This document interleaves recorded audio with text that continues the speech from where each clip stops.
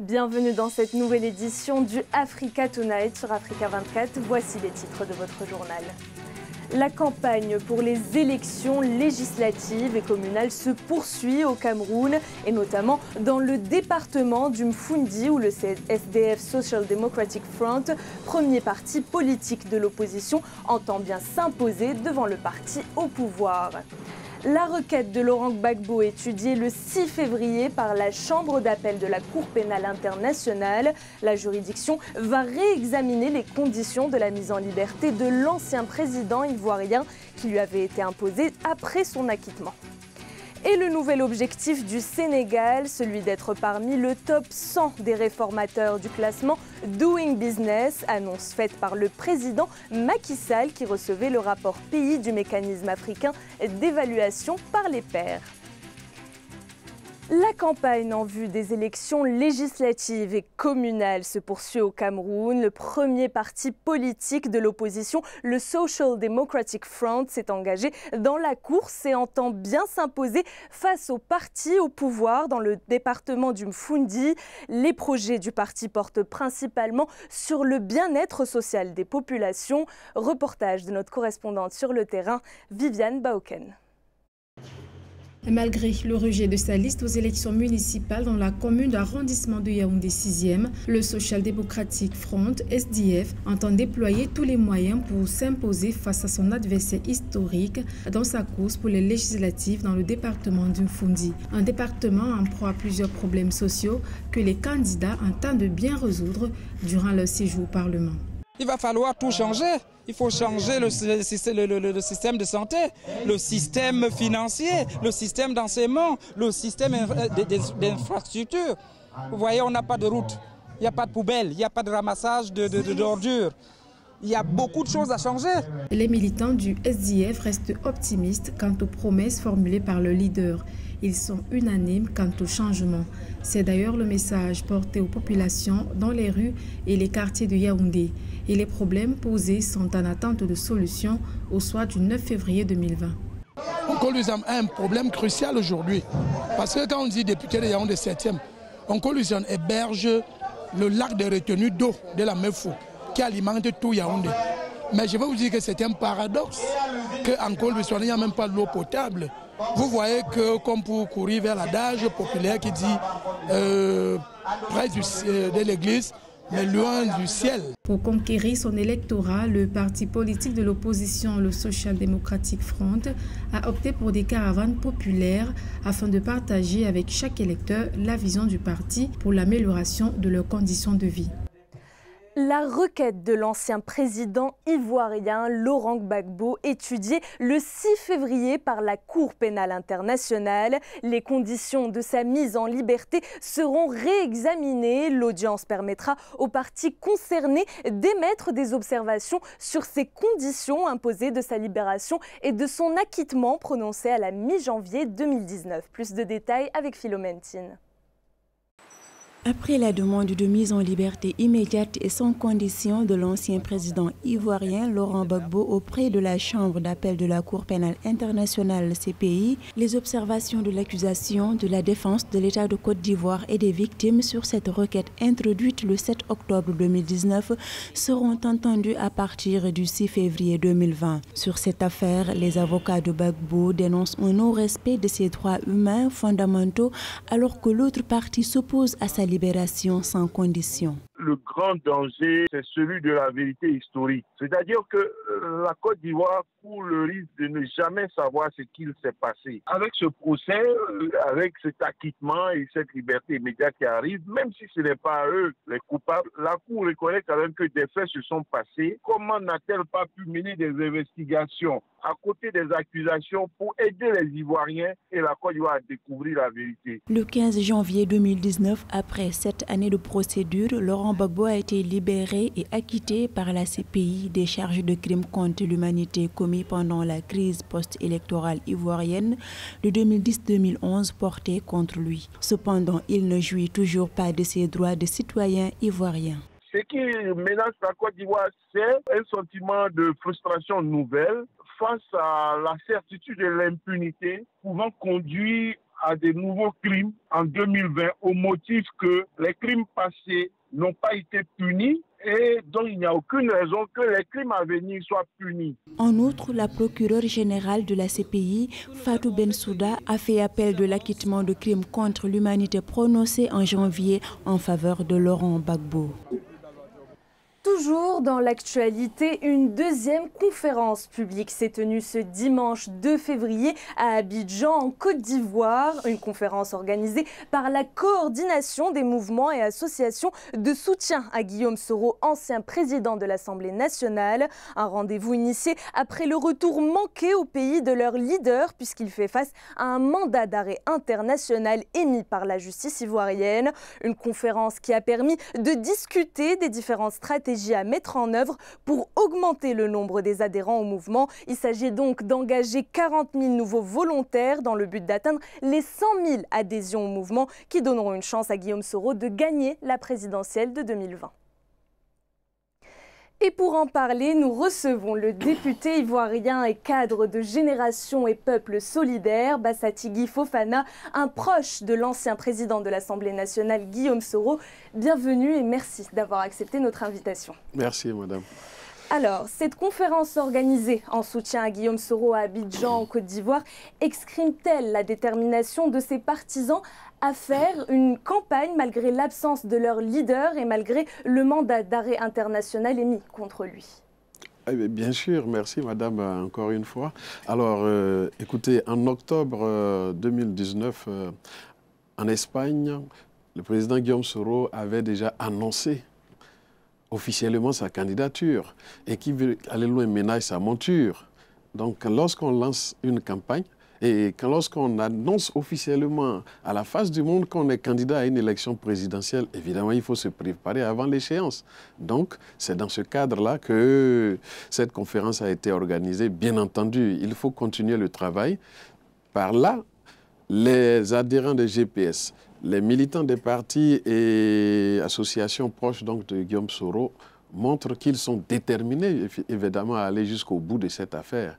Voilà. Alors, Guillaume Soro est visé par un mandat d'arrêt international et dont l'immunité parlementaire a été levée, comme celle de plusieurs députés dont vous faites partie. Quels sont vos recours désormais? Écoutez, l'immunité parlementaire a été... Il y a eu une tentative de lever de l'immunité. Nous avons dénoncé d'ailleurs l'illégalité de cette immunité parce que les dispositions constitutionnelles et les dispositions du règlement de l'Assemblée nationale ne permettent pas donc d'accepter une telle levée. Voilà. Et c'est tellement clair que la façon dont l'immunité des députés a été levée est illégale. C'est en violation de leurs droits, donc cela n'est pas acceptable.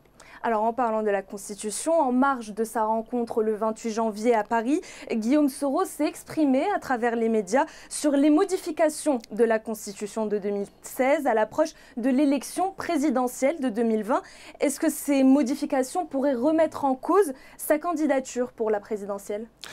Écoutez, je crois que le président de la République lui-même hier annonçait que tout le monde serait candidat et au cours d'une visite dans le handball, il a annoncé « Nous espérons que lui, qui a été victime justement de ce genre de situation, fera en sorte que nul ne soit écarté donc de la course à la présidentielle d'octobre. » Donc, au niveau de Guillaume Soro, nous sommes sereins, nous estimons qu'aucune modification constitutionnelle ne se fera à 9 mois des élections présidentielles et que le chef de l'État donc attendra après les élections pour qu'il y ait une modification. Le président Alassane Ouattara a affirmé que la révision de cette constitution interviendra en mars ou en avril 2020 en raison des exigences de délai qu'impose la CEDEAO.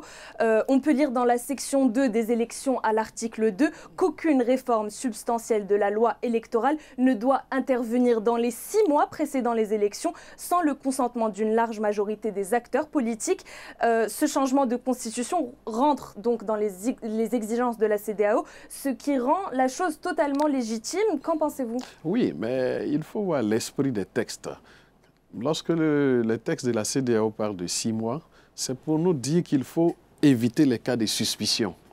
à l'approche des élections, même s'il y a un délai de 6 mois, il faut éviter donc de modifier les constitutions, surtout lorsqu'on est président sortant. Il faut permettre à celui qui va venir, donc, s'il y a besoin, d'interroger le peuple. Mais sinon, à quelques mois, donc, même à 7 ou 8 mois, il y a toujours des suspicions qu'il faut éviter. Donc, et c'est ce que nous dénonçons. Donc vous pensez que ce changement de constitution est fait pour évincer Guillaume Soro de l'élection présidentielle? Nous n'avons pas encore, en tant que député, reçu le projet de modification, mais les rumeurs persistantes, en tout cas, annoncent que des candidats seraient donc écartés par des dispositions constitutionnelles nouvelles. C'est des choses qu'il faut éviter en Côte d'Ivoire. Bien sûr. Alors, lors de sa grande rencontre à Paris, encore une fois, le 28 janvier, Guillaume Soro a dit vouloir incarner un nouveau leadership en Côte d'Ivoire et insuffler ce nouveau leadership en Afrique. À votre avis, qu'entend-il par incarner un nouveau leadership? Bon, madame, vous voyez, depuis 1990, en Côte d'Ivoire, nous avons connu Laurent Gbagbo. En Côte d'Ivoire, nous avons connu Alassane Ouattara. En Côte d'Ivoire, nous avons connu Henri Konan Bédié. Et à chaque fois, tous les événements qui se sont produits en Côte d'Ivoire, ils sont donc acteurs, plus ou moins. Aujourd'hui, nous sommes en 2020. Il y a un nouveau visage sur l'échiquier politique africain, je ne dirais pas ivoirien, qui est Guillaume Soro, mais qui est en quelque sorte le porte-étendard donc d'une nouvelle lutte. Il y a une nouvelle génération qui, depuis 1990, est née et qui a envie de voir une nouvelle idée émerger, donc de nouvelles personnes sur l'échiquier politique émerger. Et c'est le cas donc de Guillaume Soro en qui la jeunesse a entièrement confiance. Et c'est pourquoi nous nous sommes mis autour de lui pour cette bataille, pour ce combat que nous pensons gagner déjà le 31 octobre 2020 dans les urnes. Voilà. Bassati Fofana, merci d'avoir répondu à nos questions. Je rappelle que vous êtes député en Côte d'Ivoire et cadre de Génération et Peuple Solidaire. Merci. Merci, madame. Merci. Au Sénégal, à présent, les nouvelles ambitions économiques de l'exécutif, l'amélioration du climat des affaires se conjuguent avec un nouveau défi que se donne l'État sénégalais, à savoir améliorer sa position dans le prochain classement Doing Business en atteignant les top 100 des réformateurs. Selon les acteurs de l'économie et les experts, le Sénégal a largement dépassé ses objectifs par rapport à la sous-région ouest-africaine. Cette amélioration de l'économie est effective grâce à de nombreuses réformes émises par les autorités du pays. Un sujet d'Aïssa Toubari. Le Sénégal ambitionne d'intégrer le top 100 des réformateurs du Doing Business. C'est l'annonce faite par le président de la République Macky Sall après réception du rapport pays du mécanisme africain d'évaluation par les pairs. Un diagnostic commandité par le Sénégal qui a permis d'évaluer le pays sur plusieurs aspects allant de l'économie à la gouvernance en passant par la justice. L'objectif que j'ai fixé au gouvernement, c'est d'être dans le top 100 mondial. Il y a des efforts à faire pour y arriver. Nous allons mettre en place des réformes majeures dans l'environnement des affaires pour améliorer la compétitivité. Elles seront achevées avant le mois de mai. Le gouvernement a engagé d'importantes actions, ce qui a abouti à une croissance de 26% des recettes fiscales entre avril et décembre 2019. L'environnement des affaires s'est également amélioré avec la consolidation de la position du Sénégal au niveau mondial dans le classement Doing Business, où il est passé de la 163e position à la 123e en 2020. Il y a énormément de choses qu'il va falloir améliorer au Sénégal. Beaucoup de Sénégalais aujourd'hui veulent bien investir seulement lorsqu'ils savent que derrière, ils vont devoir avoir affaire avec les impôts et que ces derniers peuvent agir d'une manière totalement irrationnelle. Ça ne les pousse pas. Vous avez le financement des PME qui reste et qui demeurera un problème de confiance entre les PME et les banques. Vous avez les taux d'intérêt qui sont énormes. Et puis, vous avez aussi les Sénégalais qui ne travaillent pas et qu'il va falloir mettre au travail. Le secteur agricole est un axe prioritaire pour le pays. Selon les autorités, le Sénégal est autosuffisant en tomates et en pommes de terre, mais le défi reste la conservation. L'État envisage la mise sur pied d'un réseau de stockage pour y remédier. Les États africains doivent investir davantage dans le capital humain. C'est ce qui ressort du rapport 2020 de la Banque africaine de développement sur les perspectives économiques en Afrique. Cet accroissement du capital humain serait la clé d'une croissance plus inclusive sur le continent et qui permettrait une plus grande productivité. Les précisions de Philomène Tine. L'économie d'un pays repose sur une population en bonne santé, instruite, bien formée et résiliente selon la Banque mondiale. Dans la même perspective, la Banque africaine de développement BAD estime que la nécessité pour l'Afrique serait qu'elle investisse plus, non pas dans les infrastructures, mais surtout dans le capital humain pour stimuler sa croissance et sa productivité. L'appréciation de la Banque africaine de développement, ou à tout le moins, sa suggestion, de mon point de vue, reste très fondée. Parce qu'en fait, l'homme est la principale ressource qui permet de valoriser toutes les autres ressources. Que ces États africains pensent également à injecter assez de moyens dans la formation du capital humain. Mais le problème maintenant aujourd'hui, c'est l'utilisation de ce capital humain. D'où c'est bien de former le capital humain, mais c'est mieux de les utiliser à leur poste effectif. Dans son plan pour le capital humain en Afrique, la Banque mondiale encourage le continent africain à mieux investir dans sa population et à relever les indicateurs de survie, de santé, d'éducation, de protection sociale et d'émancipation des femmes à l'horizon 2023. Des guerres de basse intensité entretenues par les armes légères de petit calibre qu'on retrouve partout en Afrique sont une véritable menace au développement de ce capital humain que la BAD invite les uns et les autres sur le continent africain à former davantage. Bien plus, le développement économique de l'Afrique est extrêmement compromis sans l'utilisation de ses propres ressources. En histoire des faits économiques, ni en histoire de la pensée économique, on a vu un pays se laisser développer par les étrangers. L'Afrique compte plus d'1,2 milliard d'habitants avec 12 millions de diplômés entrant dans le marché du travail chaque année et 43% ayant moins de 15 ans. L'Afrique est bien dotée en ressources humaines, pense la Banque africaine de développement. C'était le journal de la rédaction. Merci de votre fidélité. Retrouvez dans un instant une nouvelle édition de l'information sur Africa 24.